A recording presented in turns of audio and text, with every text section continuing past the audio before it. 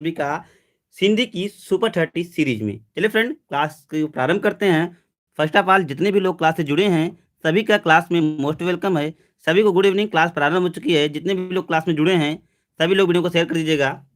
Class प्रारंभ हो चुकी है फ्रेंड। चलिए धीरे धीरे क्लास को आगे लेके चलते हैं।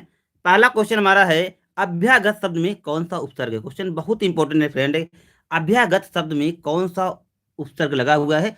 फटाफट अपने आंसर कमेंट करें। जितने भी लोग जुड़े हुए हैं क्लास से जल्दी जल्दी अपने आंसर कमेंट करें। फटाफट बताएं फ्रेंड, क्या होगा इस प्रश्न का सही जवाब। जल्दी जल्दी अपने आंसर कमेंट करें। अभ्यागत शब्द में कौन सा उपसर्ग जुड़ा है। पुनः उपसर्ग आ गया है, आप लोग क्लियर करिएगा। उपसर्ग वे शब्दांश होते हैं जो शब्दों के पूर्व में जुड़कर उनके अर्थ में परिवर्तन कर देते हैं। अब बात यहाँ पर अभ्यागत की हुई है। अभ्यागत को यदि हम आप तोड़ेंगे यहाँ पर तो अभिधन आगत, अभिधन आगत से मिला है, मिलकर बना है आपका अभ्यागत। जाहिर सी बात है, आप समझ चुके होंगे कि यहाँ पर जो उपसर्ग प्रयुक्त हुआ है वह हुआ है अभी। मतलब कौन सा option? Option number C. Option number C the right answer. Option number C की तरफ चलेंगे। जवाब बिल्कुल सही है। जितने भी लोग ऑप्शन नंबर सी कमेंट करें सबके जवाब बिल्कुल सही हैं। बहुत बढ़िया फ्रेंड, काफ़ी लोगों का आंसर बिल्कुल सही है। जो लोग क्लास में अभी आ रहे हैं उनका भी मोस्ट वेलकम है, उनको भी गुड इवनिंग है। क्लास प्रारंभ हो चुकी है। जैसे जैसे जुड़ते जाएं वीडियो को शेयर करते चलिएगा। यह आपके यूपी टेट, रीट और जूनियर सुपर टेट के लिए रामबाण क्लास है। जितने भी साथी क्लास को रेगुलर देख रहे हैं उनको निश्चित ही परीक्षा में लाभ मिलेगा। आगे चलिए नेक्स्ट क्वेश्चन की तरफ चलते हैं। रमणीय में कौन सा प्रत्यय है। लो भाई, रमणीय, ये रिवीजन क्वेश्चन है। फटाफट अपने आंसर कमेंट करिए। रमणीय में कौन सा प्रत्यय है। क्या अनीय है, क्या ई है, क्या रम है, क्या ईडी है। जल्दी से बताइए। जल्दी से अपने आंसर कमेंट कर फ्रेंड। रमणीय में कौन सा प्रत्यय है। यह रिपीटेड प्रश्न है। पहले क्लास में हम लोगों ने इस प्रश्न को हल कर लिया है, इसलिए जल्दी से अपने आंसर कमेंट कर दीजिएगा। बहुत बेहतर, फटाफट अपने आंसर कमेंट करें। क्या होगा इसका सही जवाब, जल्दी जल्दी बताएं फ्रेंड कि रमणीय में। बहुत बेहतर, ऑप्शन नंबर ए वाले जितने भी साथी हैं सबके जवाब बिल्कुल सही हैं। ऑप्शन नंबर ए वाले सभी साथियों के जवाब बिल्कुल सही हैं कि रमणीय में अनीय प्रत्यय है। अब बात प्रत्यय की हुई है तो प्रत्यय वे शब्दांश होते हैं जो शब्दों के अंत में जुड़कर उनके अर्थ में परिवर्तन कर देते हैं। ठीक, यदि अंग्रेजी में बात करें तो प्रीफिक्स और सफिक्स कहे जाते हैं उपसर्ग और प्रत्यय। आगे चलिए, अगला क्वेश्चन है। अगला क्वेश्चन है, बोरों सब रघुवंश कुठार की धार में बारन बज सरथी बाण की वायु उड़ावे के लक्षण लक्षय कर अरिया समर अथी। इस काव्य में कौन सा रस प्रयुक्त हुआ है। क्या रौद्र रस हुआ है, क्या भयानक रस है, या बीभत्स रस है, या वीर रस है। जल्दी से बताइए फ्रेंड, कौन सा रस प्रयुक्त हुआ है। तो देखिए इसमें कह रहा है कि बोरों सब रघुवंश कुठार की धार से बारन बजी सरथी। अब ध्यान से अगर आप इस काव्य को पढ़िए तो देखिए यहाँ पर जो भाव उत्पन्न हो रहा है, जो यहाँ पर आपका अस्थाई भाव उत्पन्न हो रहा है वह यहाँ पर क्रोध का, मतलब यहाँ पर क्रोध के मारे बोला गया यह पंक्ति है। इसलिए आप सभी लोग जानते हैं कि क्रोध किसका अस्थाई भाव है, तो रौद्र रस का अस्थाई भाव है। इसलिए ऑप्शन नंबर ए के साथ चलेंगे। जवाब बिल्कुल सही है, रौद्र रस इज द राइट आंसर। रौद्र रस इसका बिल्कुल सही जवाब है। चलिए भाई आगे चलेंगे। अगला क्वेश्चन है, श्री श्री गुरुपद सरोज रज निज मन मुकुर सुधार बरनौ रघुवर विमल जसु जो दायक फलचार में छंद है, दोहा है, सोरठा है, रोला है, या वर्व है। जल्दी से बताइए कौन सा छंद है। ठीक, दोहा को भी मैंने क्लियर किया था कि दोहा एक अर्धसमात्रिक छंद है जिसके प्रथम और तृतीय, ठीक है, पहले और तीसरे चरण में क्या क्या 13-13 मात्राएं, ठीक, और दूसरे और चौथे चरण में 11-11 मात्राएं। ठीक, उसके बाद आपको हमने चौपाई छंद से भी परिचित करा दिया था जिसके प्रत्येक चरण में 16-16 मात्रा होती है, सममात्रिक छंद होता है। तो बात यहाँ पर कर रहे हैं, श्री गुरु चरण सरोज रज निजमन मुकुर सुधार बरनौ रघुवर विमल जसु जो दायु फलचार। यदि फ्रेंड आप इसमें मात्रा लगाएंगे तो आपको आंसर मिलेगा दोहा। दोहा इसका बिल्कुल सही जवाब है। दोहा इज द राइट आंसर, क्योंकि इसके प्रथम चरण में 13-13 मात्राएं और दूसरे और चौथे चरण में 11-11 मात्राएं, इसलिए इसका जो सही जवाब होगा वह Doha. Option number A the right answer. Next question है, वाक्य शुद्ध है। जी हाँ, मोस्ट इंपॉर्टेंट वाला प्रश्न है यह। यहाँ से हर परीक्षाओं में, मोस्टली परीक्षाओं में जिसमें भी हिंदी पाठ्यक्रम में होता है, एक प्रश्न निश्चित ही पूछे जाते हैं, इसलिए ध्यान से आप लोग आंसर कमेंट करिएगा कि वाक्य शुद्ध है। मोहन और गीता गा रही हैं, गीता और मोहन गा रहा है, मोहन और गीता गा रहे हैं, मोहन और गीता गा रही है। बहुत सिंपल था, बहुत माइनर सा इसमें आपको देखना पड़ता है। जल्दी से बताइए कौन सा यहाँ पर शुद्ध है। जी हाँ, जल्दी अपने आंसर कमेंट करें, फटाफट अपने आंसर कमेंट करें फ्रेंड। क्या होगा इसका सही जवाब, जल्दी से बताएं। मोहन और गीता गा रही है, गीता और मोहन गा रहे हैं, ठीक है। फटाफट बताइए क्या होगा। बहुत बेहतर, बहुत बेहतर। जितने भी लोग ऑप्शन नंबर सी कमेंट करें सबके जवाब बिल्कुल सही हैं। मोहन और गीता गा रहे हैं, क्योंकि एक से अधिक होने पर जो होता है वह बहुवचन का बोध होना चाहिए, मतलब मोहन और गीता गा रहे हैं। यह इसका बिल्कुल सही जवाब हो जाएगा, option number C the right answer. बहुत बेहतर फ्रेंड। काफ़ी लोग लगता है इम्प्रूवमेंट धीरे धीरे हो रही है, क्योंकि काफ़ी आंसर आप लोग बिल्कुल सही कमेंट कर रहे हैं। इसे लग रहा है कि निरंतर क्लास में जुड़े रहने से आप लोगों में प्रोग्रेस दिन ब दिन अच्छी होती जा रही है और आंसर आपके सटीक आ रहे हैं। बिल्कुल ऑप्शन नंबर सी जिन लोगों ने कमेंट किया है सबके जवाब बिल्कुल सही हैं। आगे चलिए भाई, अगला क्वेश्चन है, इन शब्दों में कौन सा शब्द को सबसे अंत में आएगा। बहुत बढ़िया प्रश्न है, जल्दी से दिमाग लगाइए, आंसर कमेंट करिए। क्या क्ल्यू होगा, क्या क्रम होगा, क्या कृषक होगा, क्या किसान होगा। फटाफट बताया फ्रेंड, कौन सा हिंदी शब्दकोश में सबसे अंत में आएगा, जल्दी से बताइए। आपके वर्णमाला का ज्ञान इस प्रश्न को सही करा देगा। तो बताइए भाई क्या होगा सही जवाब, फटाफट बताएं फ्रेंड, क्या होगा इस प्रश्न का सही जवाब। जल्दी से आंसर कमेंट करें। जी हाँ जी, बहुत बढ़िया, बहुत बढ़िया। ऑप्शन नंबर ए वाले सभी साथियों के जवाब बिल्कुल सही हैं। Clue is the right answer. Clue इसका बिल्कुल सही और सटीक आंसर है। ऑप्शन नंबर ए के साथ चलेंगे, जवाब बिल्कुल सही है। जो लोग अभी से क्लास में जुड़ रहे हैं उनका भी क्लास में मोस्ट वेलकम है। जैसे जैसे आप लोग क्लास में जुड़ रहे हैं वीडियो को शेयर करिएगा, ताकि सभी प्रशिक्षु भाई बहन तक ये वीडियो पहुंचे, क्योंकि सभी को हिंदी की अति आवश्यकता है। हिंदी आपकी परीक्षा में आपके अच्छे अंक अर्जित करने में एक महत्वपूर्ण भूमिका अदा करता है, इसलिए स्वयं जुड़िएगा और सभी साथियों को शेयर करिएगा। आगे चलेंगे अगले क्वेश्चन की तरफ। अगला क्वेश्चन है, चराचरम जगत में कौन सा समास है। चराचरम इसलिए जगत में कौन सा समास है, क्या तत्पुरुष समास है, या द्वंद्व समास है, या बहुब्री है, या कर्मधारय है। जल्दी से बताइए, चराचरम जगत में कौन सा समास है। तो देखिए, आसानी से मैंने आपको पहचान बताया है कि योजक चिन्ह का लोप हुआ है। मैंने आपको पिछले क्लास में बता दिया था कि जिन शब्दों के बीच में योजक चिन्ह का लोप होता है वहां पर दोनों पद प्रधान होते हैं, मतलब वहां पर द्वंद्व समास की उत्पत्ति होती है। कहाँ है भाई द्वंद्व, ऑप्शन नंबर बी की तरफ है द्वंद्व, तो बी को टिक कर दीजिए, आंसर बिल्कुल सही है। ठीक, आंसर इसका बिल्कुल सही है। जैसे आपने देखा होगा माता पिता भाई बहन, ये बहुत सारे एग्जाम्पल आपके द्वंद्व समास के एग्जाम्पल हैं, इसलिए option number B is the right answer. चलिए भाई, अगला क्वेश्चन है, शब्द का अर्थ स्पष्ट करने के लिए कौन सा तरीका सबसे उपयुक्त है या सर्वाधिक उपयुक्त है। वाक्य प्रयोग, व्याख्यान, भ्रमण, चित्र निर्माण। जल्दी से बताइए। बहुत ही मजेदार पेडागोजी का प्रश्न है फ्रेंड, इस शब्द का अर्थ स्पष्ट करने का कौन सा तरीका सर्वाधिक उपयुक्त है। क्या वाक्य प्रयोग करना, व्याख्यान देना, भ्रमण देना, या चित्र निर्माण करना। अरे भाई बिल्कुल बिल्कुल, जितने भी लोग ऑप्शन नंबर कमेंट कर रहे हैं, देखिए भाई जल्दी जल्दी अपना आंसर कमेंट करिए। अरे भाई, किसी भी शब्द को स्पष्ट करने का सबसे अच्छा तरीका है वाक्य प्रयोग करना, वाक्य का प्रयोग करना। ठीक, ऑप्शन नंबर ए इसका बिल्कुल सही जवाब है। ऑप्शन नंबर ए इसका, जैसे मान लीजिए कोई वर्ड आपका है अमर, कोई वर्ड आपका है अमर। अगर इस शब्द को आपको समझाना हुआ तो जो व्यक्ति नेक काम करते हैं वह अमर हो जाते हैं, जो व्यक्ति नेक काम करते हैं वह अमर हो जाते हैं। इस प्रकार से वाक्य प्रयोग के माध्यम से हम बच्चों को अमर शब्द का शाब्दिक मतलब समझा सकते हैं, इसलिए ऑप्शन नंबर ए के साथ चलेंगे, जवाब बिल्कुल सही है। अगला क्वेश्चन देखिए, हमारी संस्था के द्वारा आप घर बैठे संपूर्ण तैयारी कर सकते हैं। हमारे यहाँ primary TET, super TET, UP TET, REET और उसके बाद यूपी टेट और जूनियर सुपर टेट तथा लेखपाल की नए बैच प्रारंभ है, जिनमें आप अधिक जानकारी के लिए नीचे दिए गए नंबरों पर कांटेक्ट कर आप इस बैच की संपूर्ण जानकारी प्राप्त कर सकते हैं।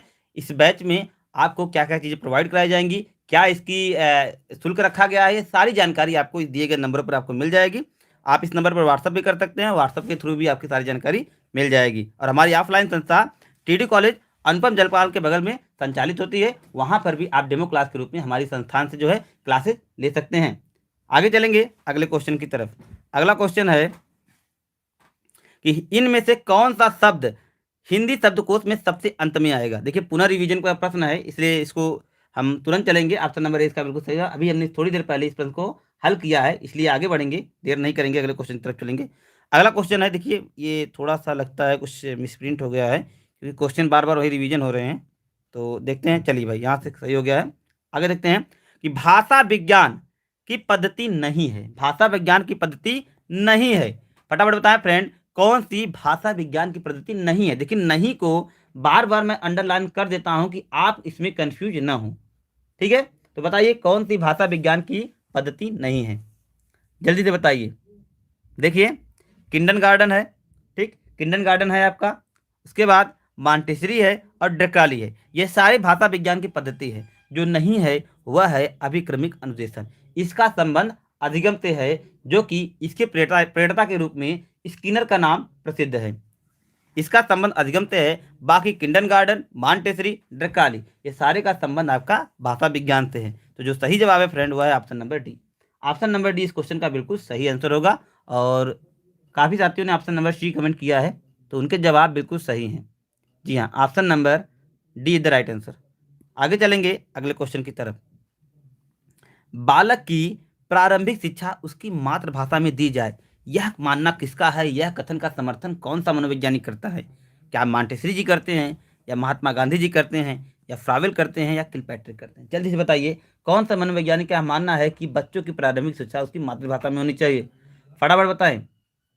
देखिए भाई, मातृभाषा के समर्थक एक ही विचारक हैं, एक ही महान आदर्शवादी क्रांतिकारी हैं, जिनका नाम है महात्मा गांधी। महात्मा गांधी जो कि बुनियादी शिक्षा के जनक के रूप में जाने जाते हैं, इन्होंने बच्चों की प्रारंभिक शिक्षा उनकी मातृभाषा में देने का समर्थन किया था, और उन्होंने पुरजोर प्रयास किया था कि बच्चों को उनकी मातृभाषा में ही प्रारंभिक शिक्षा दी जाए। इसलिए महात्मा गांधी इस प्रश्न का बिल्कुल सही जवाब हो जाएगा। बहुत ने बापू, जी हाँ, इन्हें आप बापू कहते हैं, जिन्हें राष्ट्रपिता कहा जाता है। उन्होंने ही कहा था कि बच्चों की प्रारंभिक शिक्षा उनकी मातृभाषा में दी जाए। Option number B is the right answer. आगे चलेंगे अगले क्वेश्चन की तरफ। अगला क्वेश्चन है, व्याकरण शिक्षण के लिए उपयुक्त नहीं है। क्या व्याकरण शिक्षण के लिए निम्न में से उपयुक्त नहीं है। क्या आगमन प्रणाली, क्या निगमन प्रणाली, क्या अव्याकृत प्रणाली, क्या कक्षा विनय प्रणाली। जल्दी से बताइए कौन सा व्याकरण शिक्षण के लिए उपयुक्त नहीं है। देखिए भाई, आगमन निगमन मतलब क्या, एग्जाम्पल के द्वारा व्याकरण को पढ़ाना, निगमन नियम के द्वारा व्याकरण को पढ़ाना, और अव्याकृत मतलब क्या होता है, एक मतलब रूपरेखा के द्वारा, स्ट्रक्चर के द्वारा क्या है, चिन्हों के माध्यम से व्याकरण को पढ़ाना। तो ये सारी चीजें व्याकरण के लिए उपयुक्त हैं, बल्कि कक्षा अभिनय का प्रयोग आप व्याकरण में नहीं कर सकते, क्योंकि किसी भी प्रकार के नाटकीय मंचन के द्वारा व्याकरण को नहीं पढ़ाया जा सकता। इसलिए ऑप्शन नंबर डी इसका बिल्कुल सही जवाब है। नाटकीय मंचन का प्रयोग आप व्याकरण शिक्षण में नहीं कर सकते हैं, इसलिए ऑप्शन नंबर डी इसका बिल्कुल सही जवाब है। अव्याकृत आकृति का मतलब होता है जो चिन्ह प्रयुक्त किए जाते हैं, जैसे विराम चिन्ह हो गए, और बहुत सारे चिन्हों का जैसे हम प्रयोग करते हैं, इन सब का प्रयोग करना ही अव्याकृत जो है कहलाता है। बाकी आगमन का मतलब होता है एग्जाम्पल, और निगमन का मतलब होता है नियम पढ़ाना। इसलिए जो नहीं है वो ऑप्शन नंबर डी। आगे चलेंगे भाई। आनंद कादम्बनी पत्रिका का प्रकाशन कहाँ होगा। जिन साथियों ने कल के क्लास को अटेंड किया होगा वह आंख मूंदकर आंसर को टिक कर दिए होंगे। अब तक उनके जवाब आने प्रारंभ हो गए होंगे। अब तक उन साथियों के जवाब आने प्रारंभ हो गए होंगे। बहुत बेहतर, रुकेंगे नहीं, तुरंत आंसर को टिक करेंगे मिर्जापुर से। Option number B the right answer. Anand Kadambini पत्रिका का प्रकाशन मिर्जापुर से होता है, जिसके संपादक हैं बद्री नारायण प्रेमघन। बद्री नारायण चौधरी प्रेमघन इसके संपादक हैं, और ये मिर्जापुर से प्रकाशित होती है। Option number B the right answer. कल के क्वेश्चन में कल के सेट में हम लोगों ने इस पे डिटेल में चर्चा की थी, इसलिए ऑप्शन नंबर 20 का बिल्कुल सही जवाब है। आगे चलिए। आदिकाल की रचना है, आदिकाल की रचना है अखरावट, छत्रदाल दशक, दीपशिखा, या खुमाल राशो। जल्दी से बताइए आदिकाल की रचना है। फटाफट बताना फ्रेंड, आदिकाल की रचना इनमें से कौन सी है। देखिए भाई, आदिकाल की जो रचना है फ्रेंड वह आपका खुमाल राशो है। ठीक, खुमाल राशो है, जिसके रचनाकार हैं Dalpati Vijay. Option number D the right answer कि आदिकाल की यहाँ पर रचना है आपकी खुमाल राष्ट्र। ठीक, आगे चलेंगे अगले क्वेश्चन की तरफ। अगला क्वेश्चन है हिंदी गद्य शिक्षण की पाठ्य योजना में उद्देश्य कथन आता है। बिल्कुल सिंपल सा फ्रेंड प्रश्न है। जिन साथियों ने, जिन प्रशिक्षु भाई बहन ने शिक्षण कार्य किया होगा, इंटर्नशिप किया होगा, वह इसका जवाब बेहद आसानी से दे पाएंगे। क्या पूर्वगान के पश्चात आता है, क्या प्रस्तावना प्रश्न के पश्चात आता है, या आदर्श वाचन के पश्चात आता है, या मौन वाचन के पूर्व आता है? जल्दी से बताइए क्या होगा इसका सही जवाब। बिल्कुल फटाफट अपने आंसर कमेंट करें। जब हम प्रस्तावना प्रश्नों के पश्चात शीर्षक पर पहुंच जाते हैं, क्या हमको पढ़ाना है, इस टॉपिक पर हम पहुंच जाते हैं। क्योंकि प्रस्तावना का प्रश्न क्या करते हैं, प्रस्तावना का प्रश्न क्या है, शिक्षक और छात्रों को विषय वस्तु तक पहुंचाते हैं कि आज क्लास में वो क्या पढ़ने वाले हैं। तो प्रस्तावना प्रश्नों के पश्चात ही उद्देश्य कथन होता है, इसलिए ऑप्शन नंबर बी इसका बिल्कुल सही जवाब है कि जब प्रस्तावना के प्रश्न हो जाते हैं तब शिक्षक की हेडिंग होती है उद्देश्य कथन। मतलब वह किस उद्देश्य से कक्षा में प्रवेश किया है, उस उद्देश्य की पूर्ति होते हुए कार्य प्रारंभ करता है। इसलिए ऑप्शन नंबर बी इसका बिल्कुल सही जवाब है। Option number B is the right answer. चलेंगे नेक्स्ट क्वेश्चन की तरफ। अगला क्वेश्चन है आचार्य रामचंद्र शुक्ल का निबंध संग्रह है माटी के फूल, चिंतामणि, क्षण बोले कल मुस्कुराए, आलोक पर्व। जल्दी से बताइए आचार्य रामचंद्र शुक्ल का निबंध संग्रह कौन है इनमें से? जी हाँ, तो देखिए माटी के फूल ये आपका है राम वृक्ष बेनीपुरी का। माटी का फूल आपका जो रचना है वह राम वृक्ष बेनीपुरी का है। ठीक है, उसके बाद क्षण बोले कड़ मुस्कुराए यह आपका है कन्हैया लाल मिश्र प्रभाकर जी की रचना है। ठीक, आलोक पर्व हजारी प्रसाद द्विवेदी का है, द्विवेदी का है। अब आप समझ गए होंगे इसका सही जवाब क्या होगा। बिल्कुल आप सभी के जवाब बिल्कुल सही हैं। Chintamani the right answer. Acharya Ramchandra Shukla की जो आपकी निबंध संग्रह है चिंतामणि है। ऑप्शन नंबर बी इसका बिल्कुल सही जवाब है। जी हाँ, ऑप्शन नंबर बी जिन साथियों ने कमेंट किया है सबके जवाब बिल्कुल सही हैं। Chintamani the right answer. जी हाँ, नेक्स्ट क्वेश्चन की तरफ चलेंगे। अगला है राष्ट्रवादी कवि रामधारी सिंह दिनकर को उर्वशी के लिए ज्ञानपीठ पुरस्कार किस वर्ष प्रदान किया गया था? राष्ट्रवादी कवि रामधारी सिंह दिनकर को उर्वशी के लिए ज्ञानपीठ पुरस्कार किस वर्ष प्रदान किया गया था? 71 में, 72 में, 73 में, या 74 में? फटाफट बताएं फ्रेंड। रामधारी सिंह दिनकर को उनकी प्रसिद्ध रचना उर्वशी पर किस वर्ष ज्ञानपीठ पुरस्कार मिला था? जल्दी से बताइए किस वर्ष ज्ञानपीठ पुरस्कार मिला था? जल्दी से बताएं फ्रेंड, फटाफट अपना आंसर कमेंट करें क्या होगा सही जवाब। जी हाँ, जी हाँ, बिल्कुल बिल्कुल बिल्कुल option number B is the right answer. Option number 20 का बिल्कुल सही जवाब होगा।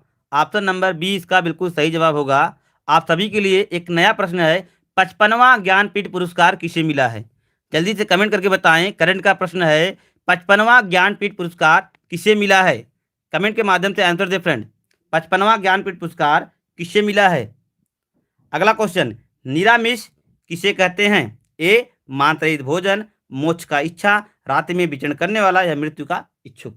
जल्दी बताइए निरामिष की संज्ञा किसे देते हैं? फटाफट आए फ्रेंड, निरामिष की संज्ञा हम किसे देते हैं? फटाफट अपने आंसर कमेंट करें।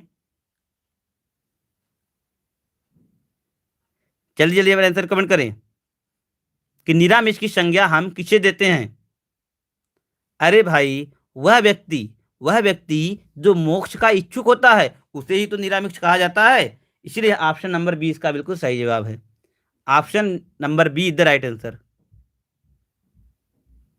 जी हाँ, मेरे पूछे गए क्वेश्चन का अभी तक किसी ने आंसर कमेंट नहीं किया। जल्दी जल्दी आंसर कमेंट करिए भाई। 55वां ज्ञानपीठ पुरस्कार किसे मिला है? जी हाँ, चलिए आगे बढ़ते हैं। सहद शब्द है, तत्सम है, तद्भव है, देशज है, आगत है। जल्दी से बताइए सहद शब्द कैसा है? तद्भव है, तत्सम है, क्या है भाई? देशज है, विशेषक है, आगत है? सहद शब्द किस प्रकार का शब्द है? फटाफट बताएं फ्रेंड। जी हाँ, अकितम अच्युतम नंबोदरी। अकितम अच्युतम नंबोदरी इसका बिल्कुल सही जवाब है। ये करंट का क्वेश्चन है। अकितम अच्युतम नंबोदरी को 55वां ज्ञानपीठ पुरस्कार मिला है। बिल्कुल एक साथी ने हमारा बिल्कुल सही आंसर कमेंट किया है, अकितम अच्युतम नंबूदरी उनका पूरा नाम है।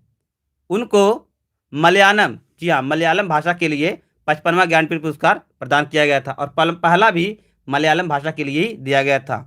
इसलिए ऑप्शन नंबर, इस क्वेश्चन पर आते हैं, सहज शब्द का जो जो शब्द है वो हमारा आगत शब्द है। ऑप्शन नंबर डी इसका बिल्कुल सही जवाब है, जो सहज शब्द है वो हमारा आगत शब्द है। इसलिए जी हाँ, बहुत बढ़िया, option number D is the right answer. Option number D इस प्रश्न का बिल्कुल सही जवाब है कि जो सहज शब्द है वह आगत शब्द है, मतलब कहीं और से इसको हमने लिया है, जो हिंदी भाषा में इसको सम्मिलित किया है उसे ही आगत शब्द कहते हैं। ठीक है, option number D the right answer. आगे चलेंगे, वनिता, वनिता का प्रयोग किस अर्थ में होता है? ए जंगल के अर्थ में, बी स्त्री के अर्थ में, सी पुस्तक के अर्थ में, और डी व्यवसायी के अर्थ में। तो बताइए भाई, वनिता का अर्थ किस अर्थ में हम प्रयोग करते हैं? जिन लोगों ने पत्रिका पढ़ी होगी वो जरूर जानते होंगे कि वनिता का जो अर्थ होता है वह स्त्री के सेंस में होता है, क्योंकि स्त्री के ऊपर एक पत्रिका आती है जिसका नाम ही वनिता है। स्त्रियों के ऊपर एक पत्रिका आती है जिसका नाम ही वनिता है, इसलिए ऑप्शन नंबर बी इसका बिल्कुल सही जवाब है। ऑप्शन नंबर बी इसका बिल्कुल सही जवाब है कि स्त्री के लिए प्रयोग किया जाता है वनिता, एक पर्यायवाची है यह स्त्री की, वनिता। इसलिए option number B the right answer इसका। आगे चलेंगे, अगला क्वेश्चन, मुकुंद किसका पर्याय है? मुकुंद शब्द किसका पर्यायवाची है? क्या विष्णु का है, क्या शिव का है, क्या सूर्य का है, क्या कामदेव का? फटाफट बताएं फ्रेंड, मुकुंद किसका पर्यायवाची है? फटाफट अपने आंसर कमेंट करिए, मुकुंद किस का पर्यायवाची है? जी हाँ, चलिए भाई, मदन है कामदेव का। ठीक है, मदन है, यहाँ पर कामदेव नहीं होगा, जवाब होगा विष्णु। विष्णु इसका बिल्कुल सही जवाब होगा कि मुकुंद का जो पर्याय है वह विष्णु का पर्याय है, मदन है कामदेव का। ठीक है, आगे चलेंगे अगले क्वेश्चन पर। अगला क्वेश्चन है, कारी नलिनी तू कुम्हालनी, तेरे ही नाल सरोवर पानी, पंक्ति की रचनाकार कौन है? जायसी, रैदास, कबीर, दादू। जल्दी से बताइए, किसने लिखा है कार्य नलिनी तू कुम्हालनी, तेरे नाल सरोवर पानी? जल्दी से बताइए। ये प्रसिद्ध सूफी कवि की रचना है। जल्दी से आप लोग आंसर कमेंट करिए। जी हाँ, सूफी कवि।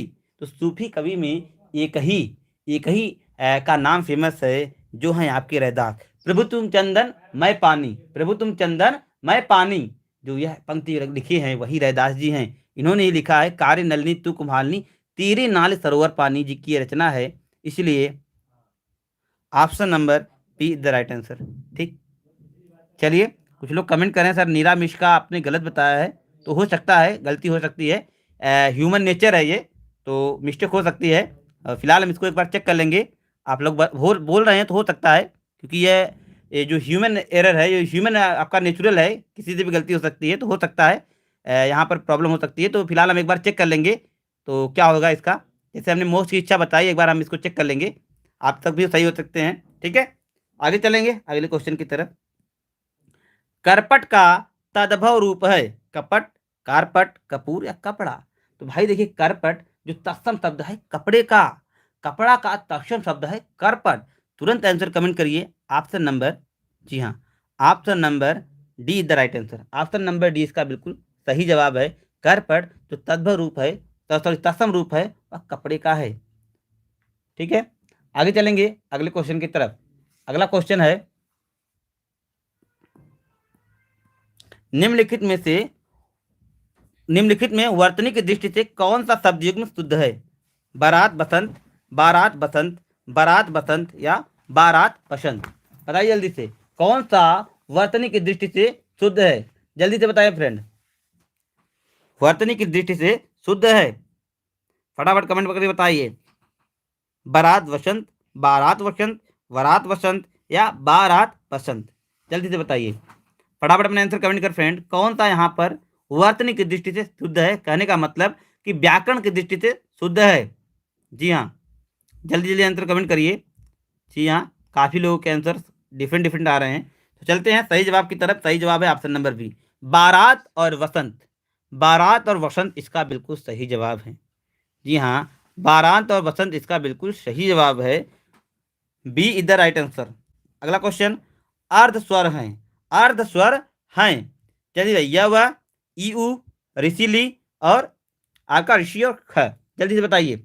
अर्ध स्वर हैं तो भाई देखिए, आप सभी लोग जानते हैं, यदि आप सभी लोगों ने वर्णमाला को अच्छे से पढ़ा होगा तो आप सभी लोग जानते हैं कि अर्ध स्वर एक ही है, य और व। य और व को अर्ध स्वर हम कहते हैं, क्योंकि इनके उच्चारण में आधे स्वर जितनी ऊर्जा व्यय होती है, इसलिए इनको हम अर्ध स्वर कहते हैं। ऑप्शन नंबर ए इसका बिल्कुल सही जवाब है। य और व को अर्ध स्वर की संज्ञा दी जाती है। आगे, चोर की दाढ़ी में तिनका मुहावरे का सही अर्थ है। अपराधी का अपनी दाढ़ी खुजलाना, अपराधी का शंकाग्रस्त होना, अपराधी की पहचान हो जाना, अपराधी को का अपनी पहचान छुपाना। तो भाई, चोर के दाढ़ी में तिनका बड़ा ही प्रसिद्ध सा मुहावरा है। आप सभी लोग बताइए क्या होगा इसका अर्थ। देखिए भाई, आप सभी को अकबर और बीरबल की कहानी याद आनी चाहिए।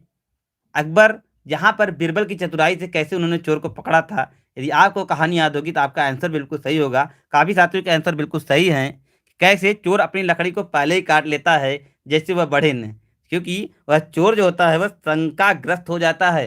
कहने का मतलब पहले से ही डरा हुआ हो जाता है, इसलिए कहते हैं ना, चोर की दाढ़ी में तिनका। Option number B is the right answer. आगे चलेंगे। एक एक बार कही बात दोहराए एक बार कही बात को दोहराते रहना वाक्यांश के लिए शब्द होगा। आगार, प्राकथन, पृष्ठपोषण, प्रस्तावना। एक बार कही बात को दोहराते रहना वाक्यांश के लिए एक शब्द क्या होगा, जल्दी से बताइए, फटाफट बताएं फ्रेंड, क्या होगा इसका सही जवाब। तो देखिए भाई, एक बार कही गई बात को दोहराने का मतलब होता है पृष्ठपोषण, मतलब फीडबैक देना। ऑप्शन नंबर सी इसका बिल्कुल सही जवाब है। Option number C the right answer. एक बार कही गई बात को दोहराने रहना मतलब क्या होता है, पृष्ठपोषण देना या फीडबैक देना। Option number C the right answer. आगे चलेंगे अगले क्वेश्चन की तरफ फ्रेंड। अगला क्वेश्चन है बुद्धहीन। बुद्धहीन शब्द में व्याकरण की दृष्टि से किस संवर्ग में है? क्या संज्ञा में है, सर्वनाम में है, विशेषण में है, क्रिया में है? जल्दी से बताइए। बुद्धहीन जो शब्द है वह व्याकरण की दृष्टि से किस संवर्ग में आएगा? क्या संज्ञा में रखा जाएगा, क्या सर्वनाम में रखा जाएगा, क्या विशेषण में रखा जाएगा? जल्दी से बताइए। जैसे कहेंगे मोहन बुद्धहीन लड़का है, मोहन बुद्धहीन लड़का है, तो मोहन की विशेषता क्या है? बुद्धहीन। मोहन की विशेषता क्या है? बुद्धहीन। मतलब जाहिर सी बात है वह लड़का मतलब ये विशेषण को शो कर रहा है। बुद्धहीन शब्द विशेषण को शो कर रहा है, इसलिए ऑप्शन नंबर सी इसका बिल्कुल सही जवाब हो जाएगा। आगे चलेंगे अगले क्वेश्चन की तरफ। छत से ईंट गिरी वाक्य में कौन सा कारक है? देखिए, छत से ईंट अलग हो रहा है, छत से ईंट अलग हो रहा है, मतलब अपादान की स्थिति उत्पन्न हो रही है, इसलिए आंख मूंद कर जल्दी से आंसर कमेंट कर दिएगा। ऑप्शन नंबर ई इसका बिल्कुल सही जवाब है। कर्ता ने कर्म को करण से संप्रदान को लिए अपादान से अलग होने के लिए अधिकरण में पर और संबोधन हे हो अरे। ठीक है, ये आपके कारक के चिन्ह हैं, इसको याद रखिएगा। कारक संबंधित प्रश्न कभी नहीं गलत होंगे। आगे चलेंगे अगले क्वेश्चन की तरफ। अगला क्वेश्चन है महोर्मी।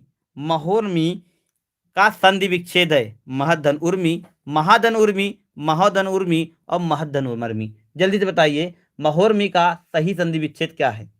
फटाफट अपने आंसर कमेंट करें फ्रेंड कि महोर्मी का सही संधि विच्छेद क्या है। फटाफट बताएं, जल्दी से अपने आंसर कमेंट करें फ्रेंड। महोर्मी का सही संधि विच्छेद क्या होगा? तो देखिए, महोर्मी का जो सही संधि विच्छेद होगा वह होगा आपका महाधन उर्मी। महाधन उर्मी, ये इसका बिल्कुल सही जवाब होगा। महाधन उर्मी इसका ऑप्शन नंबर सी बिल्कुल सही जवाब होगा। Option number C the right answer. आगे चलेंगे अगले क्वेश्चन की तरफ। समिष्टि का विलोम शब्द है, समिष्टि का विलोम शब्द है। ए विशिष्ट, बी अपशिष्ट, सी अपुष्टि और डी व्यष्टि। तो बिल्कुल सिंपल था फ्रेंड, ये प्रश्न है समिष्टि का विलोम हमेशा व्यष्टि होता है। ऑप्शन नंबर डी इसका बिल्कुल सही जवाब है। समिष्टि का विलोम शब्द व्यष्टि होता है। तो ये था फ्रेंड आज के हमारे हिंदी के 30 टॉप क्वेश्चन, इसको हम लोगों ने यहाँ हल कर दिया है। मिलते हैं आपसे नेक्स्ट लेक्चर में, तब तक के लिए best of luck, thank you, goodbye and take care.